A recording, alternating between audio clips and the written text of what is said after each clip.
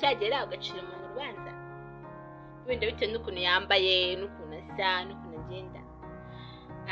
Tubaye ikaze kuri 6 TV, amazina yanjye Nkoresha. Hari abantu ushaka kubona ko na modoka nziza akabona ni ubayeho ubuzima burenze, kandi wenda bayitiye ko ndafite isaha nziza ugasanga wenda yanayibye, ugasanga undi wa muntu nziza cyane kandi arayikodesha. Babandi bari hasi badafite ubushobozi ukumva nta kintu bari cyo, ukumva baraciriritse. Kandi mu by'ukuri ikintu gikenewe cyane ni value, agaciro. Ntabwo umuntu ibyo nabo bafite gutanga gusa ari amafaranga n'ibindi, ahubwo ni umuntu, urukundo, ubugwa neza, nabyo umuntu abikeneye. Rero ntuzabona umuntu ngo umucire urubanza kwa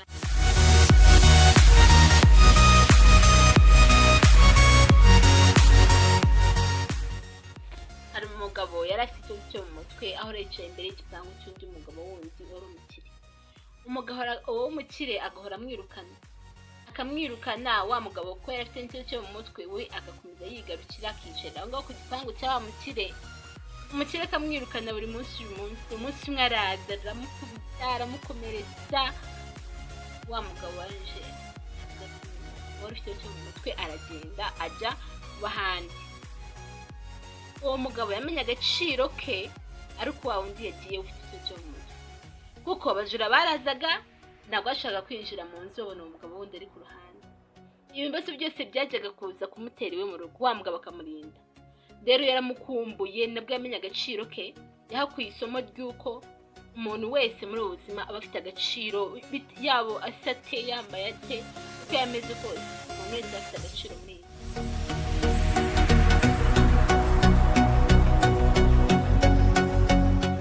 Rero buri muntu wese afite ikintu ashoboye. Niba umuntu yakubwiye ngo nta kintu na kimwe ushoboye, prove to them, bereke ko nawe ushoboye. Niba umuntu yaravuze ati wowe uri hasi ntabwo Imana yawe izagera kure, bereke ko ufite Imana izagushoboza kugera. Put God first in everything you do. Uko waba umeze kose, uko waba usa kose, don't allow people to let you down. Umuntu agomba kuba nawe ubwawe ntugacire umuntu urubanza bitewe n'ukuntu asa, ukuntu yambaye, ukuntu ameze, kubera ko wasanga afite iby'agaciro birenze muri we.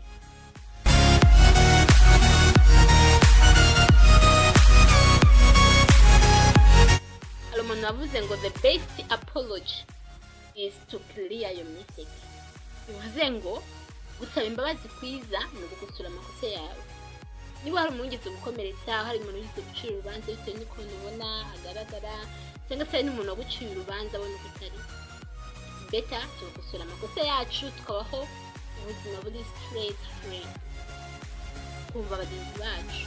Ese uramutse urimo urya wenda nk'ikintu ubona nyine ari icyawe ku giti cyawe, ukarya usangira n'umuntu ubona yishimye rwose kandi ubabaye, nyuma ukaza gusanga twa tuntu twe wari ufite urimo kurya ubura dufite nyine wari wibeshe mu gitwa mugenzi wawe, kandi we yari yakwishimiye, wowe still ubabaye.